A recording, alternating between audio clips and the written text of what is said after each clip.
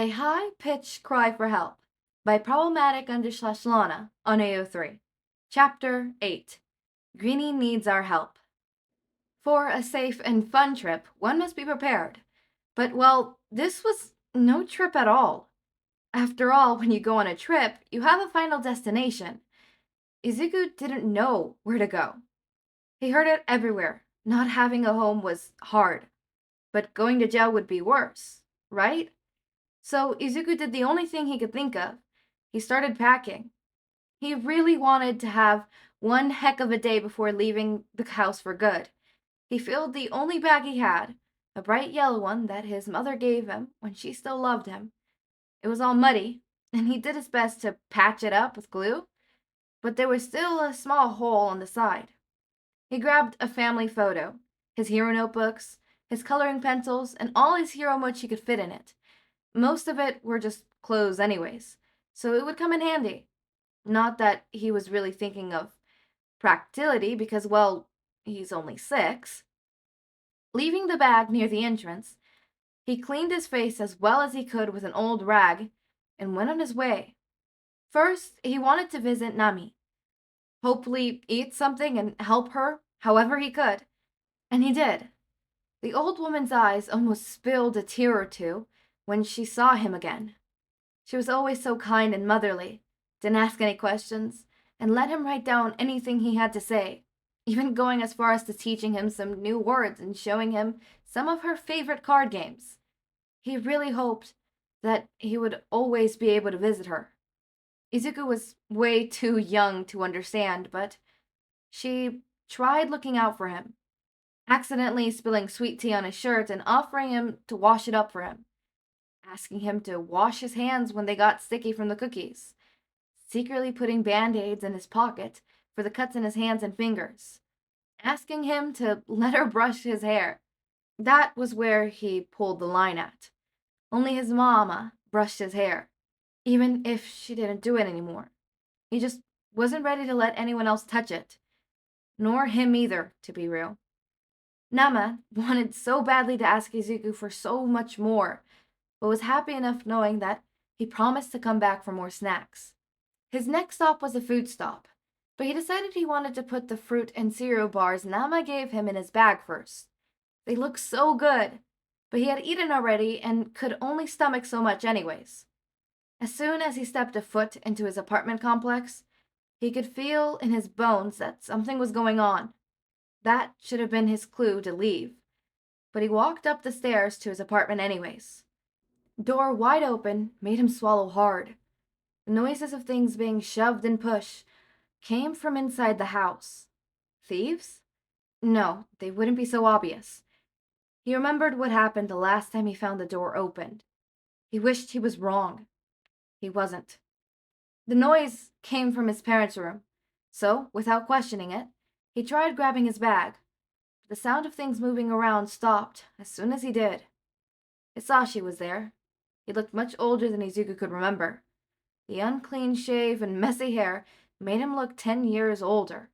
They stared at each other, both stunned, one angry and one scared. "Do not tell me that!" He failed to finish his own words, instead, watching as his son trembled on his feet. The man spun around and quickly walked to the bathroom. More noise. He immediately recognized what he had in between his hand, and regretted so much not leaving when he had the chance.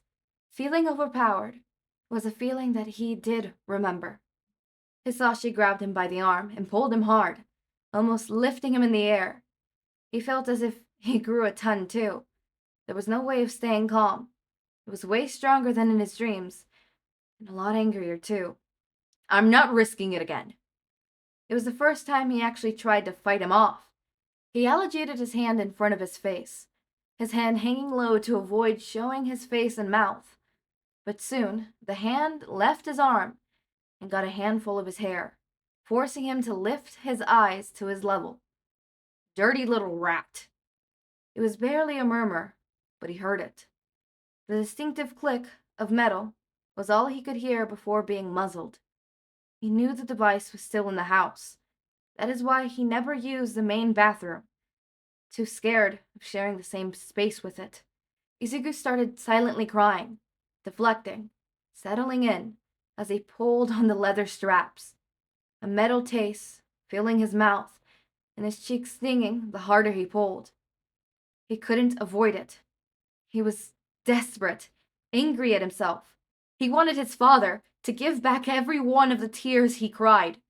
He wanted him to put on the torture device and see what it was like. Pure humiliation followed him as he was dragged to the front door. His breathing was harder, and the sobs were so painful. He trained so hard to not use it anymore. He put in the effort to be good. He hated him. He knew at that moment that he hated his father. He allowed himself to do so. He was a villain. A hero would recognize his efforts. They would. Eraserhead put stickers on his drawings that were more detailed. He understood. Go. He was pushed out the door, landing ass first. You don't live here. Go fucking away already. His bag was thrown at him, the things scattered everywhere down the complex stairs.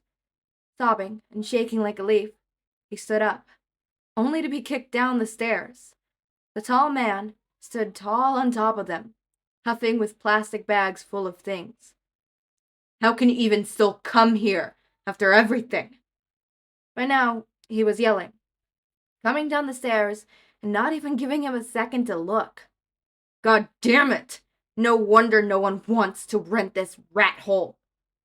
The man continued talking to himself, barfing insults left and right, as he walked away, got in the once family car, and drove away.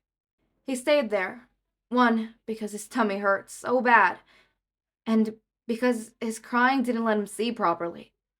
It took a few minutes of shaking, but eventually his mind went into autopilot.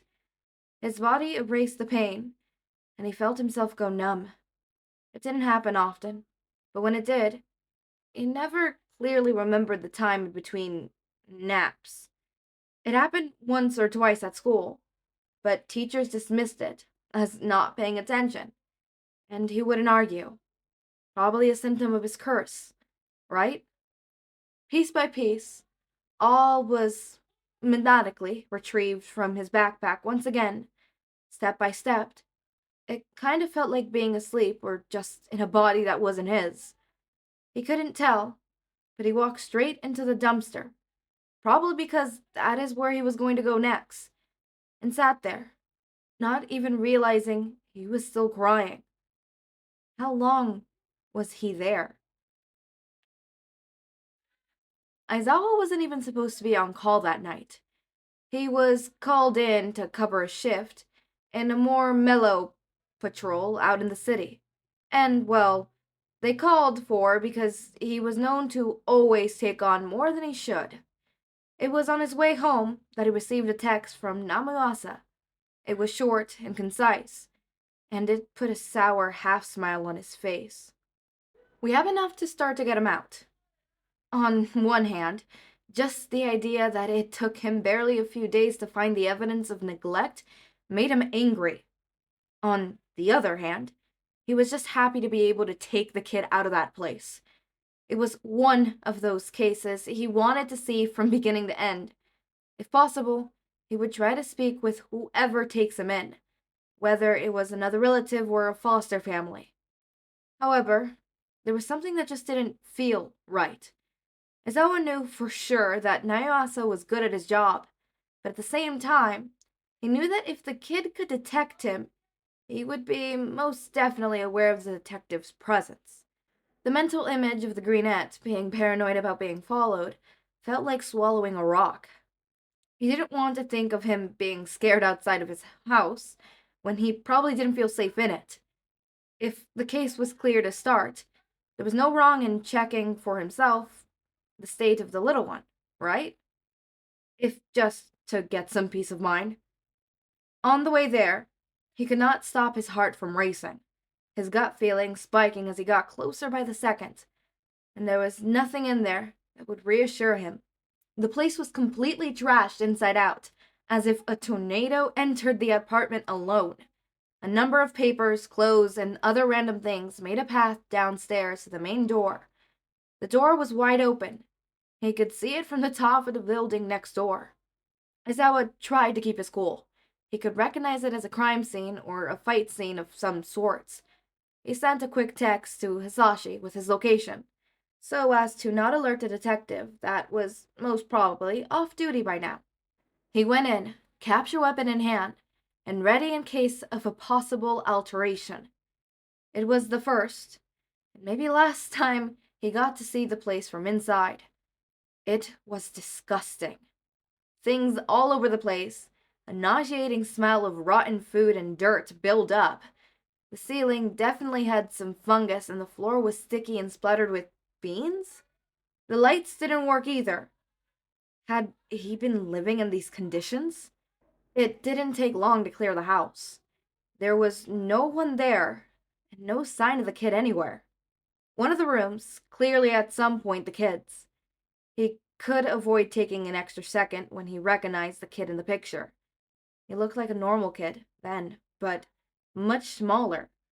What the hell had happened? His hands started to tingle at the realization that something could have happened to the kid. The feeling of bile climbing his throat got almost unbearable at the sight of one single droplet of deep red liquid right outside the door. Then another, and another. He paced around in hopes of seeing something else, but maybe after 6 or 7 drops, that was nothing else. They were sparse and far in between, which was good. At least there was no profuse bleeding, but nonetheless, he became extremely worried. His kid was out there, alone and maybe hurt at 4 in the morning.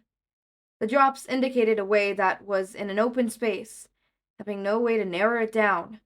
Aizawa became frustrated with himself. There was something. He knew the kid. If there was someone out there qualified to find him, it was him. His phone buzzed, but he ignored it. He went to the kid's favorite place first, the rooftop building. Nothing. The jelly pouch still there felt like a punch to the stomach. The hiding spot from where he watched him was next. Nothing. Pacing around, the black hero didn't want to admit that he was about to have an anxiety attack at any moment. There was no time for that. He had to calm his breathing. It was getting out of hand, getting louder by the minute. Getting louder and louder and except it wasn't his breathing. The familiar feeling he detected the night the kid opened the door, like the air was dense and silent, except now it was dense and loud. It had to be him. It had to be. Without reckoning his movements, he activated his quirk, uselessly, as he could not see the kid just yet. His heart was in his mouth, trying to jump out of his eyes, and it got so dry it was itchy. There, curled up next to a huge yellow cloth, was a big chunk of hair that he just knew was him. Aizawa let all the air he didn't know he was holding go, the air echoing, even though they were in an open space. He activated his quirk. The kid didn't move in the slightest, but the air seemed to be quiet again. Kid. Shouta tried his best to keep his voice steady and calm, to transmit it to him. He was almost positive the kid was mute, and not deaf, but there was no doubt of him being neither or both. He didn't react. Stepping closer but slowly, he crouched down to be at his height, keeping a safe distance as to not freak him out. He couldn't see any immediate injuries, but he also could barely see anything with the lack of street lamps, and because of him holding his face in between his knees.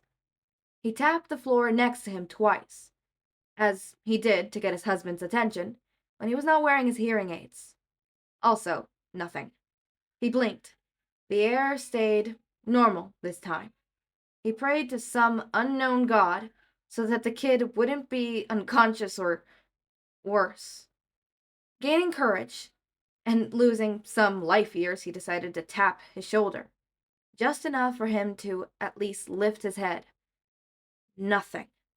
This was his cue to get serious. He got closer, and without an ounce of force, put his hands on the kid's shoulder.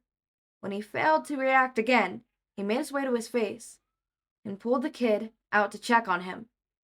And then he felt the muzzle, a device he knew by heart and hated with all his might. The kid was wearing a fucking muzzle, the straps lost in between the curls. This one was rusty and deeply pushing into the kid's cheeks, some red already visible, and he could bet the damage would be worse once he was able to take it off. And he was awake, wide awake, he had to add, just not fully there. His eyes were puffy and red, but most of all, they were heavily glazed over. Kid, can you hear me? His eyes didn't even move. He just blinked slowly. And God, did his chest ache at that sight. With one agile hand, he took his phone and called his husband. Phone trapped in between his shoulders and ears, to use both of his hands trying to figure out how to get him out of the leather and metal lock. At the second ring, he picked up. Sho, what the hell? I'm worried over here. Why did you... I have the kid. He's completely dissociated and... gone. He swallowed hard. Hisashi, I know this is hard on you, but he has a muzzle on, and I need your help. If you don't want to see, I'm 3 minutes away. Is he hurt? His voice had turned serious, and God, he wasn't the best for it. I don't think so. He couldn't stop his voice from trembling. He just couldn't get the damn thing off. Okay, stay with him. I'm bringing the car and calling Tsukuichi. And the line went dead. As he waited for his husband, he tried to make a quick check for other wounds. He decided to let the muzzle alone, as to not pull on it and risk more damage. But in his state, the kid didn't react to his touch at all, and he finally picked him up. He was just so light and small that he was making the conscious effort to not move him too much, fearing hurting him further. After the 3-minute mark, Hisashi parked the car very illegally on the sidewalk, slamming the door open and running towards them. He tried to hide the flinch at the sight of the muzzle, and just opened the passenger door for them. At Aizawa's signal, he also took the yellow backpack and put it in the back seat. Once in, Hisashi drove straight to the hospital, no questions were asked, and Aizawa couldn't help but notice that at some point, the kid had grabbed the end of his scarf, as if his life depended on it. It was going to be a long and painful night. Wow, okay, so as I said, it's chapter 8, and I predicted that Izuku would be adopted by chapter 10 or at chapter 10. I was mainly focused on, it's gonna happen at chapter 10, right? Not a little bit before, but seems like it's happening before. So my prediction still kind of stands that it was gonna happen before chapter 10, and we're gonna have, the rest to, really slash it out. So, yeah, okay, that was... He full-on dissociated, and this hurts my heart, because for a kid to dissociate that deeply, it has to be something super, traumatic, obviously, and obviously that's super traumatic, but it also has to be, especially with that, something that, kind of repeatedly happens, right? So, the fact that he started to hate his father, he's like, I know that, if I hate my father, I'm a villain, but, heroes will understand my efforts to not be bad, right? Eraserhead. And that really does show the fact that Izuku does truly care, and does truly not care, but trust Eraserhead in some way, shape, or form, even if it's just a little bit. And trust me, even a little bit of trust can goes a long way, especially with very abusive relationships like that, or even with family, right? If you're isolated, it's harder to, leave situations like that. But if you have people you trust, it is easier to leave that situation because you have people you depend on, people that you can lean back in and be able to, help you through that, right? Not saying that if you don't have any support system that you won't be able to get out of that. You probably can. It's just going to be so much more harder, especially if it's, you're a kid and you're financially dependent of this adult, right? or you're, a spouse or a significant other who's, financially dependent, right? Izuku's not only financially, but socially and just overall completely dependent of adults in his life. And when his only adults are shitheads, then yeah, that shit fucking sucks and it breaks my heart and my heart aches. It really does. I'm being honest. It really, really hurts to see Izuku like this, Okay, I can't cry. I have makeup on and I have to, film TikToks. I have makeup on and I have to film TikToks. I cannot cry. Crying is not in the agenda. Let me see my weekly planner. Yeah, crying is not on there. Except filming this video is on there. And so, and before my heart gives out. So, yeah, it's crying is on the agenda. Never mind. In case you didn't notice, I highly doubt you didn't notice, I went a couple days without recording. The reasoning is, I mentioned it in my other 2 videos that I posted today, but in case you don't listen to those and you only listen to this one, we were moving. Still in the same house, I just moved into a different room. I have a bigger room now. I feel like it's changed the quality of the videos, the audio at least. I don't know if it's for the good or for the better, so you guys tell me. Do you think this quality is better, good, not noticeable at all? Like, what is your opinions? I feel like there's maybe a slight little echo. I'm not so sure.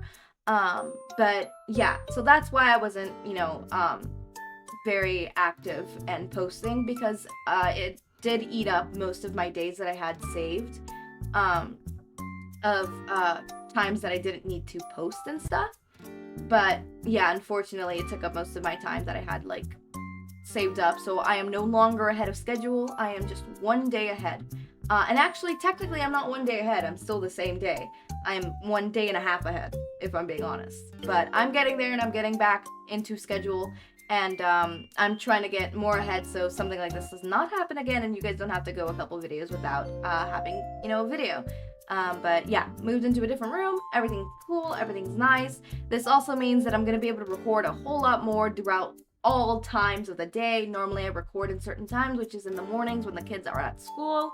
And it's very rare when I record towards the end of the day because that's when the kids are home and they're really rowdy. And then I have to plan out when I want to record, when they're rowdy and stuff, and sometimes, time passes me and I have to do it in the afternoons. But luckily with this new room, I'm going to be able to do it whenever because I know for a fact that the kids are screaming in the living room, but you cannot hear it in here. In the past, my room was literally right in front of the living room, therefore anything that was said in the living room, I could hear from my room. They were watching TV, I could tell you exactly what they were watching. Now I can't. We're further away, so yeah. So as always, my raindrops, make sure to eat, sleep, drink water, take your meds. Have a wonderful day or night. Link to my Discord server and socials are down in the description. Subscribe to see more of my content, and thank you so much for watching.